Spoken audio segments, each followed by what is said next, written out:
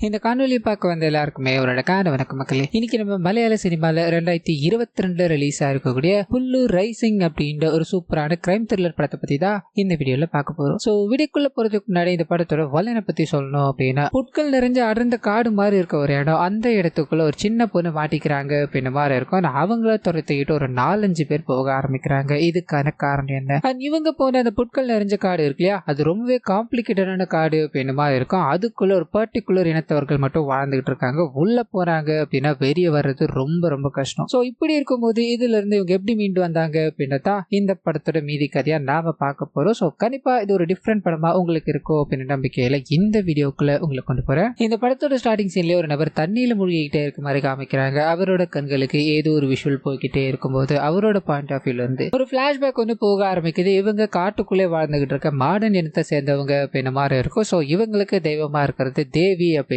ஒரு பெண். தலைமுறையா இது இவங்களுக்கு ஃபாலோ பண்ணப்பட்டுக்கிட்டு இருக்கு அப்படின்ற மாதிரி இருக்கும். திடீர்னு ஒரு நாள் இவங்களோட காட்டுக்குள்ள கன் எல்லாத்தையும் வச்சுக்கிட்டு ஒரு மீசக்காரர் வர ஆரம்பிக்கிறார். அங்க இருக்க விலங்குகள் எல்லாத்தையும் வேட்டையாட ஆரம்பிக்கிறார் அப்படின்ற மாதிரி. அவர் கையில இருக்க கண்ணை பார்த்து மக்கள், அதாவது இந்த மாடர்ன் மக்கள் பயப்பட ஆரம்பிக்கிறாங்க. அவர் சொல்ற வேலைகளை செய்ய ஆரம்பிக்கிறாங்க. காலப்போக்கில் அடிமைகளா மாறுறாங்க அப்படின்ற மாதிரியான விஷயங்களை எங்க காமிச்சுக்கிட்டே இருக்கும்போது அது கூடவே இவங்களோட தேவியா இருக்காங்களே, வழிபட்டுக்கிட்டு இருக்க கடவுள், அவங்கள இந்த நபர்கள் தூக்கிட்டு போறாங்க அப்படின்றத காமிக்கிறாங்க. சோ இவங்களோட குரூப் பேர் வம்பம் அப்படின்றது. சோ ரெண்டு தரப்புக்கு நடுவுல தான் இதுக்கப்புறம் பிரிவினைகள் ஏற்பட ஆரம்பிக்குது அப்படின்ற மாதிரியோ. இந்த மாடர்ன் மக்கள் தங்களை காப்பாத்திக்கணும் அப்படின்றதுக்காக கையில ஒரு விஷயத்தை வச்சிருக்காங்க. அது என்ன அப்படின்னா, இவங்க வாழ்ந்துகிட்டு இருக்க இடம் பாத்தீங்கன்னா இந்த புற்கள்லாம் இருக்கு இல்லையா, அது அதிக அளவுல விளைஞ்சு காணப்படும் அப்படின்ற மாதிரி இருக்கும். அது ஒரு டிராப் மாதிரின்னு கூட சொல்லலாம். வெளியாட்கள் உள்ள வந்தாங்க அப்படின்னா இங்கிருந்து வெளியே போறது ரொம்ப ரொம்ப கஷ்டம். சோ மாடர்ன் மக்கள் பாத்தீங்கன்னா இதை ஈஸியா ஹேண்டில் பண்ணிட்டு இருக்காங்க. இது ஒரு தற்காப்பு கவசமா அவங்க பயன்படுத்திட்டு இருக்காங்க அப்படின்ற மாதிரியோ. தங்களோட கடவுளை என்னைக்காவது ஒரு நாள் அவங்க தங்களோட இடத்துக்கு கொண்டு வர மாட்டோமா அப்படின்ற மாதிரி பல விஷயங்களை பண்ணிட்டு இருக்காங்க.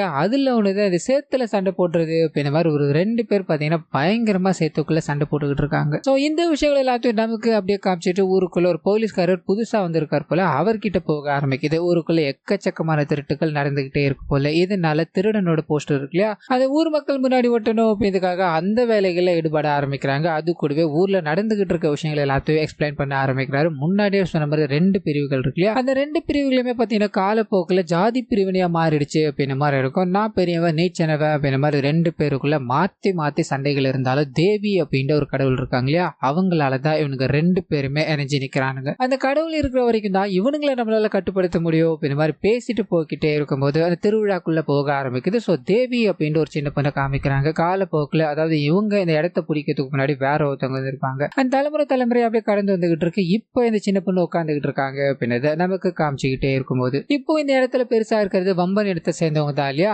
அவங்கள இருக்க ஒரு 3 பேரை காமிக்க ஆரம்பிக்கிறாங்க. இவங்களோட பொறுப்புல தான் இந்த ஊரே இருக்கு அப்படின்ற மாதிரியோ. இப்ப தேவி குளிப்பாட்டிக்கிட்டு இருக்காங்க. அந்த விஷயங்களை பார்த்துக்கிட்டே இருக்கு. அது கூடவே போலீஸ்காரர்கிட்ட இன்னொருத்தர் விலகிக்கிட்டு இருக்காரு அப்படின்றத நமக்கு இங்க காமிச்சுக்கிட்டே இருக்காங்க. அப்படியே கற்பான அந்த சின்ன பொண்ணு தண்ணியில முக்கிற மாதிரியும் இவங்களுக்கு ஏதோ ஒரு அசம்பாவிதம் நடக்குது அப்படின்ற மாதிரி நமக்கு இங்க காமிச்சிட்டு, அது கூடவே போலீஸ்காரர் இந்த ஊருக்குள்ள திருட்டு எல்லாத்தையும் பண்ணிட்டு இருக்காங்க இல்லையா, அவனுங்க ஊர் பெண்களை வசியப்படுத்திக்கிட்டு இருக்கானுங்க அப்படின்றத பேச ஆரம்பிக்கிறாரு. லிட்டரலி அந்த விஷயங்களை இங்க காமிக்க ஆரம்பிக்கிறாங்க. ஒரு திருட்டு நபர் மாஸ்க் எல்லாத்தையும் போட்டுக்கிட்டு இருக்காரு. வீட்டுக்குள்ள போறாரு. அங்க இருக்க பெண் கிட்ட ஒரு புல் மாதிரி இருக்கு, அதுல விஷம் தடவி அவங்களோட கைகள்ல தேய்க்கிறார் அப்படின்ற மாதிரி இருக்கும். அதுல இருந்து ரத்தம் வர ஆரம்பிச்சதோ அந்த ரத்தத்தை இவர் எடுக்கிறார். அந்த ரத்தத்து மூலமா அவங்கள வசியப்படுத்துறாரு. அவங்க என்ன சொன்னாலும், அதாவது இவர் என்ன சொன்னாலும் அவங்க செய்வாங்க அப்படின்ற மாதிரி விஷயத்துக்குள்ள போயிடுறாங்க. சோ இப்படிப்பட்ட விஷயங்கள் எல்லாத்துக்குமே அந்த மாடர்ன் இடத்தை சேர்ந்தவங்க தான் காரணம் அப்படின்ற மாதிரி இங்க வாய்ஸ் ஓவர் போய்கிட்டே இருக்கும்போது அந்த வம்பன் இடத்தை சேர்ந்தவங்க இருக்காங்க இல்லையா, அதாவது 3 பேரை காமிச்சாங்களே, அந்த 3 பேரும் வீட்டுக்குள்ள ஏதோ ஒரு சம்பவம் பண்ணியிருக்கானுங்க. அந்த பொண்ணு, அதாவது தேவியா வழிபடுற அந்த பொண்ணு ஊருக்குள்ள போயிட்டா அப்படின்னா நமக்கு தான் பிரச்சனை.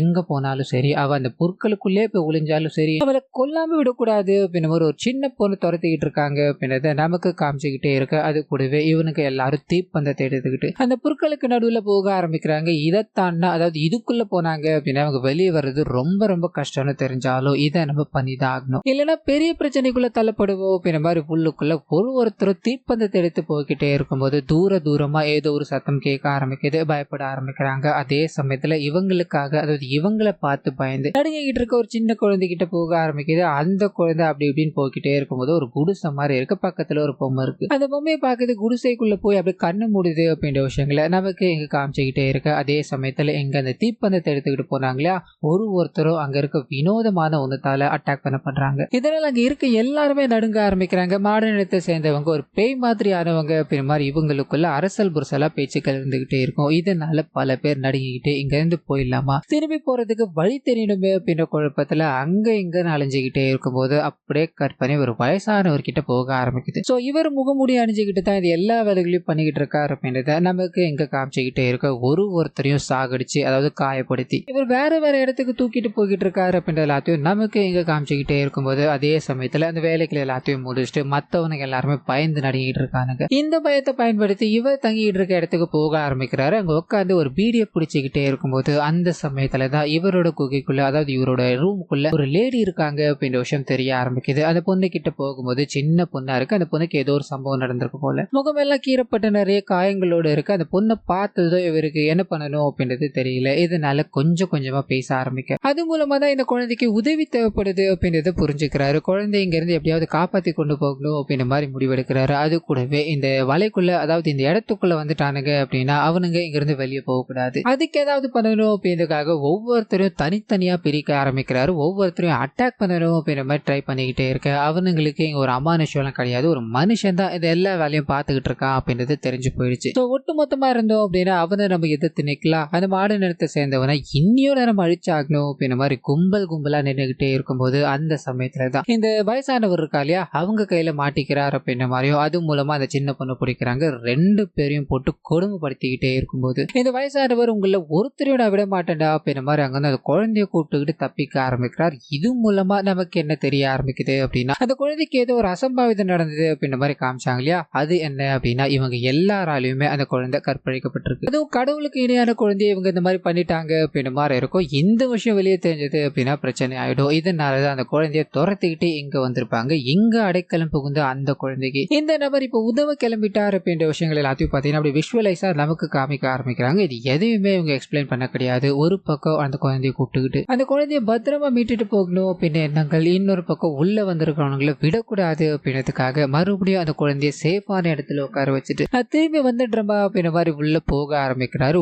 ஒருத்தரையா பயமுறுத்திக்கிட்டே இருக்கும்போது அதுல ஒரு 3 அண்ணன் தம்பிகள் இருப்பாங்க. மெயின் வில்லனே அவனுங்களை தான். அவனுங்களை ஒருத்தரை போட்டு தள்ளிடுறாரு அப்படின்றத காமிக்கிறாங்க. அவனை பார்த்து இன்னொருத்தன் அழுதுகிட்டே இருக்கும்போது பின்னாடி உங்களுக்கு உதவணும் அப்படின்ற ஒரு கேரக்டர் நின்றுகிட்டே இருக்கான். அவன் உங்களோட கழுத்தை நெரிக்க ஆரம்பிக்கிறான். காரணம் என்ன அப்படின்னா, உங்களோட வாழ்க்கைக்குள்ள, அதாவது உங்க பின்னாடி சுத்தி நான் பல பிரச்சனைகளை சந்திச்சேன், இப்ப இங்க இருந்து போவனான் வேற தெரியல, இத காரணமா வச்சு உங்க எல்லாரையும் போட்டு தள்ளிடா, ஒருவேளை நான் தப்பிச்சேன் அப்படின்னா அந்த திருட்டு பையதான் உங்களை கொலை பண்ணிட்டான்னு சொல்லிட்டு நான் இங்க இருந்து போய்கிட்டே இருப்பேன்டா அப்படின்ற மாதிரி கடந்து போய்கிட்டே இருக்கும்போது மிச்சம் இருக்க எல்லாருமே ஒண்ணு கூட ஆரம்பிக்கிறாங்க. இதுல மூத்தாண்டனை கொலை பண்ணிட்டாங்க, அதுவும் பக்கத்துல இருக்கதான் கொலை பண்ணிருக்காரு. ஆனா உள்ள இருக்க அந்த மாடு நிலத்தை சேர்ந்தவர் தான் பண்ணிட்டாரு போல அப்படின்ற மாதிரி இவங்களுக்குள்ள அப்படியே பத்திக்கிட்டு எரிய ஆரம்பிக்குது. அவனை பிடிச்சாகடோ அப்படின்ற மாதிரி ஃபுல்லா தேடிக்கிட்டே இருக்கும்போது விடிஞ்சு வேற போயிடுச்சு. இதனால இவங்களோட கண்களுக்கு அந்த பெண் குழந்தை இருக்காங்க இல்லையா, அவங்க மாட்டிக்கிறாங்க. அவர் மூலமா அந்த வயசானவரை பிடிக்கிறாங்க. உங்க ஒரு பயங்கரமான சண்டை போய்கிட்டே இருக்கும்போது அந்த வயசானவர் அங்க இருக்க எல்லார்கிட்டயும் அடி வாங்கிட்டே இருக்காரு. இந்த குழந்தை என்ன பண்ணுதுன்னு தெரியல. கையில ஒரு ஆயுதம் இருக்கு.